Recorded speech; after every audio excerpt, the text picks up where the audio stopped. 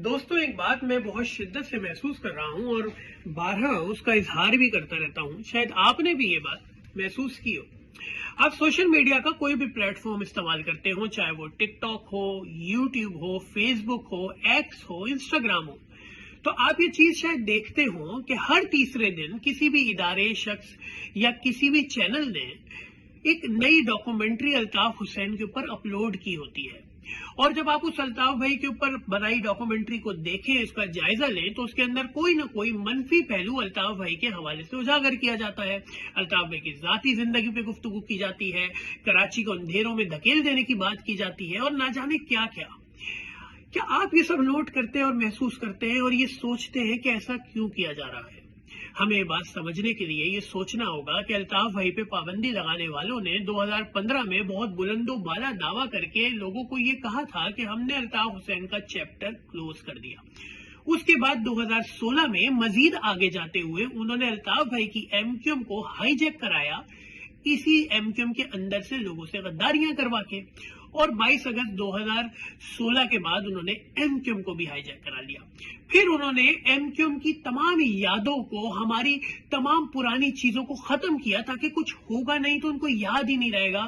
मुक्का चौक का नाम बदल गया, शोधा यादगार को मसमार कर दिया, जिना ग्राउंड खत्म कर दिया, लाल किला ग्राउंड की दीवारें तोड़ दी, हत्ता कि हमारे कायद अल्ताफ हुसैन की अपने घर को भी जला के बिल्कुल बुलडोज कर दिया।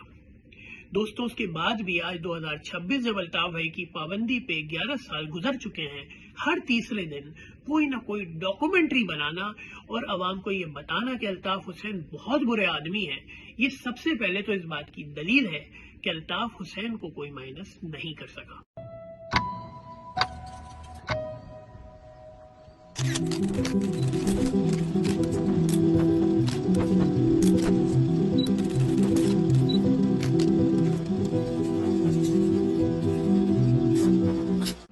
मैं यहां पर माइनस करने वालों को भी मुखातिब करके ये कहना चाहूंगा कि आपने देख लिया कि आप लोगों से अल्ताफ भाई की मोहब्बत को खत्म नहीं कर सके।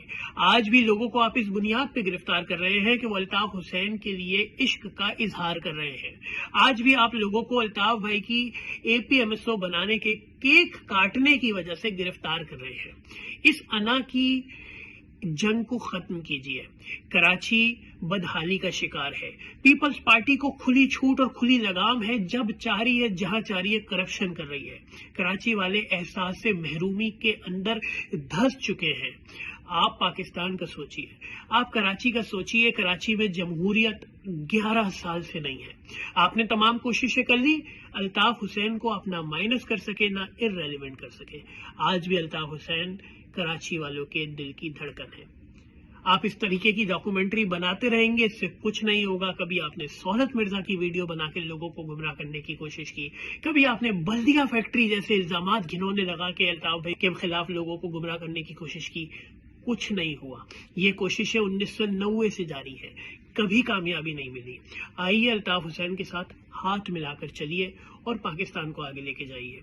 मेरी तमाम देखने वालों से गुजारिश है कि आपका भी बहुत शुक्रिया कि आपने हर जुल्म, हर जबर, हर हालात का सामना किया, लेकिन अल्ताफ भाई को नहीं छोड़ा। इसलिए आज 2026 में भी बहुत सारे लोगों की तनख्वाहें अल्ताफ हुसैन पे डॉक्यूमेंट्री बना के हमें गुमराह करने की कोशिश करके चल रही हैं। जिए अल्ताफ हुसैन, जिए मुत्तहदा, जिए महाजिर, जिए मजलूम। पाकिस्तान के तमाम इदारों से गुजारिश है कि बस करें, लोगों का इतना इम्तिहान ना लें। अल्लाह का करम पूरी दुनिया जानती है, सबको मालूम है। और फिर मैं कहूंगा 48 घंटे की इजाजत दिलवा दें, आप देख लीजिए कि सपोर्ट है या नहीं है।